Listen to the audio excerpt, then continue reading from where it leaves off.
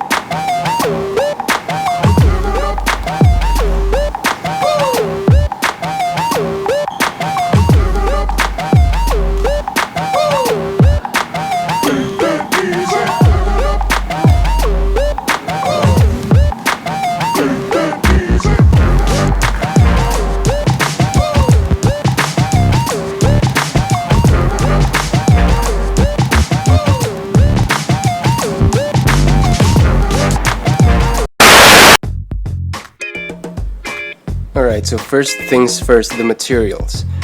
The Nike Kyrie 2 features fuse-on mesh from the toes to the midfoot, and the heel and ankle areas have textile with foam backing.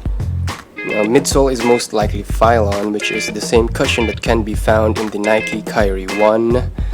The rubber outsole is thin and pliable, and it is curved or rounded at the edges just like the midsole. There's a zoom unit at the heel and what appears to be a thin layer of foam, soft foam at the toes, atop the footbed. You'll see it when you remove the ortholite insole. Laces are the flat type. One notable feature is the strap. It starts off at the lateral midfoot, wraps the upper tongue area, and ends at the medial ankle where the super sticky Velcro is attached. Overall, I think the shoes are durable, except for the traction pattern. It will wear out faster on rough surfaces.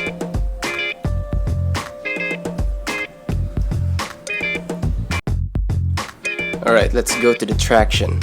Minimal break-in time is needed in order to get the traction really grippy on the Kyrie 2. Once broken in, the traction is squeaky and grippy on clean courts.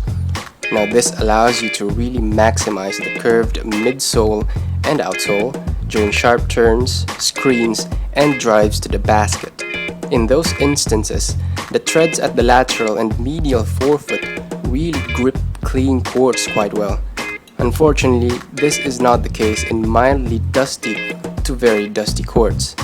Once dust becomes present on the traction pattern, grip is partially reduced.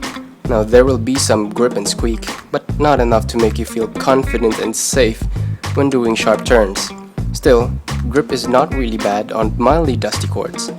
It's still not enough to prevent sliding, unless you do not wipe the outsole. If you don't, well, you will really have some problems. I do not recommend these for playing on rough surfaces.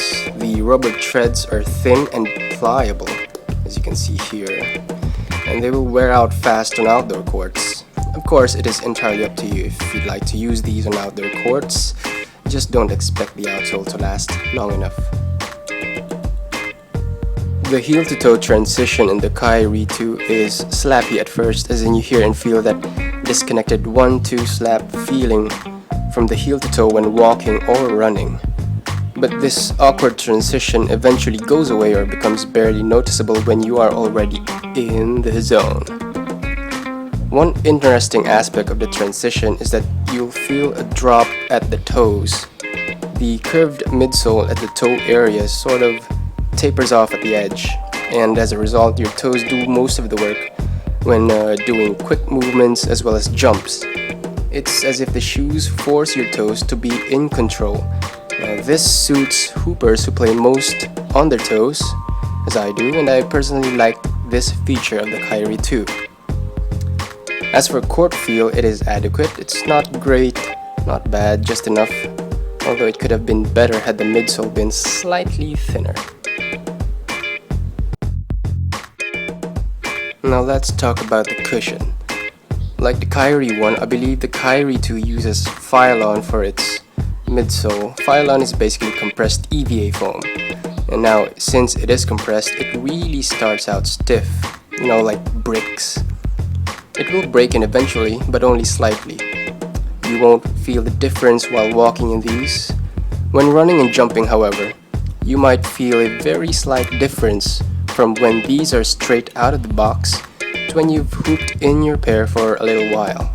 There is a zoom unit encased at the heel, but you can barely feel it during your first few wears. You'll eventually feel some responsiveness after a couple of hours hooping in the Kyrie 2, especially during heel strikes, but again, only slightly. The zoom setup is basically designed for sprints, particularly when you plant your heel on the floor during long strides. Now, still, I think the zoom unit could have been better. The way I see it, it's just as if Nike decided to put the 4-foot zoom in the Kyrie 1 into the heel of the Kyrie 2. Now, either way, none of it feels like the zoom that can be found in other shoes from the swoosh. The Kyrie 2 also has a removable ortholite insole for, step-in comfort, but it's nothing magical. Ortholite is basically polyurethane, so expect it to last a bit longer before bottoming out. Now, the 4-foot cushioning is where things get a bit interesting, at least for me. Now, if you remove the insole and unlace the shoes, you'll see some kind of thin foam layer or pad at the 4-foot. That's the tan color, if you can see it, hopefully. I don't know why Nike didn't include it in the tech details, but I suppose it's something that's not really worth mentioning. It does add a tiny bit of cushioning when standing still, but the feeling completely vanishes when you're already hooping. It is plush, but it's really thin. In contrast, the foam at the heel is more of the responsive type, but it's still not enough to give you that really bouncy ride, even with the zoom and the Phylon midsole. Now let's go to the fit. The Kyrie 2 fits true to size. Now this has enough room at the 4-foot, unlike the Kyrie 1. This is because the Kyrie 1 uses a curved last. Let me show you. Right, for comparison. On the left side, that's a Kyrie 1, and on the right side, that's the Kyrie 2. As I've said, the Kyrie 1 uses a curved last. Now, and what this does is to make the toe box bend inwards, thus creating the feeling that there is not enough space for your toes, as they tend to jam against the lateral side. Now this time around, the Kyrie 2 uses a straight last, thus resolving the concern, or at least my concern, about the fit in the Kyrie 1. The upper material at the toe area to the midfoot section has no stretch, and as a result, the laces do not really pull the material in such a way that it tightens through stretching. However, the lacing system allows the upper material to wrap the sides of your feet, and what it does is to reduce the space between your feet and the mesh upper. This helps you get that one-to-one fit you need. Containment is good from heel to toe, and heel lockdown in particular is excellent. Ventilation is okay, neither excellent nor garbage. Now, as a final note, lacing up the Kyrie 2 can be quite a chore. The straps will get in the way, and sometimes it can be annoying. Suffice it to say that the Kyrie 2 is not your typical lace-up and hoop type of shoe.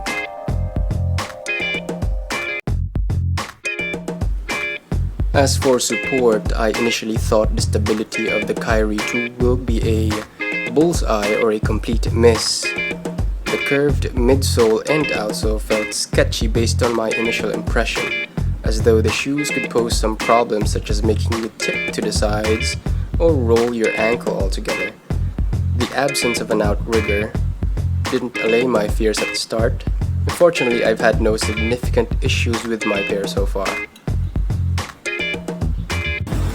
For one, the base of the forefoot is wide enough to offer stability when running and doing lateral movements. For another, the combination of the fuse upper and the strap keeps your feet in place. They greatly minimize internal sliding off the footbed from the heel to the toe, which I think is indispensable if you have this curved midsole and outsole setup. It's good that the strap starts at the midfoot instead of going from ankle to ankle.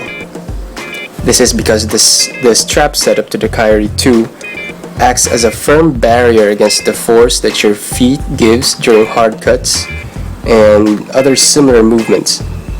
The strap also does an excellent job at providing ankle lockdown and without the discomfort.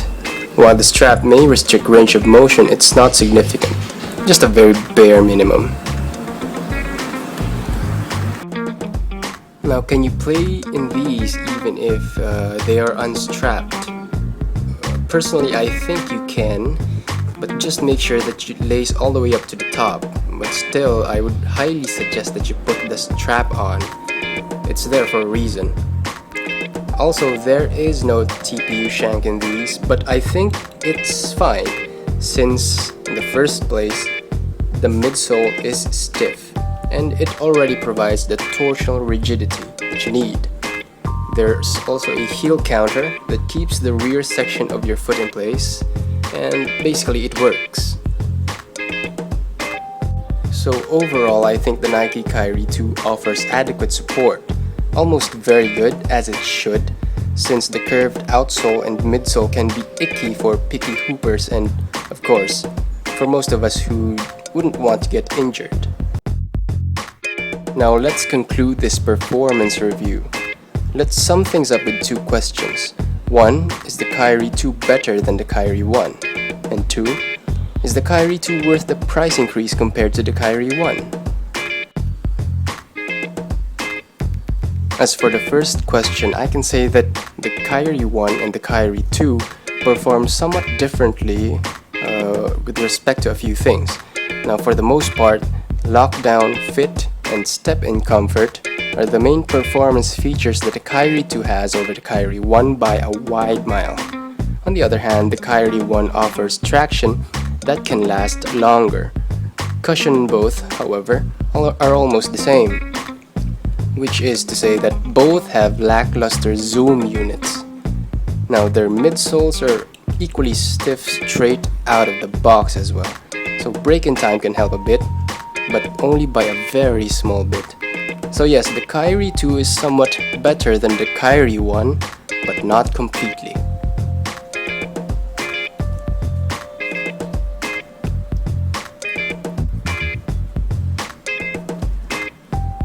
Now as for the second question, I can say that Nike should have kept the price of the Kyrie 2 on the same level as the Kyrie 1, or at least the price hike should have been very minimal. But the pricing of shoes depend on many factors, and actual on-court performance is not entirely a significant portion of it.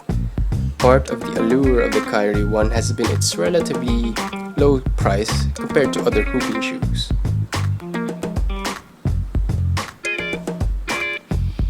So overall, I give the Nike Kyrie 2 a grade of B+, which is equivalent to a grade of 87 to 89 out of 100 points. So that's about it. That sums up our performance review for the Nike Kyrie 2. Now, if you'd like to know more about the shoes, you can hit www.freshpair.ph, and you can also add me up on my Instagram account. All of the links will be in the description box. So, thanks for watching, guys.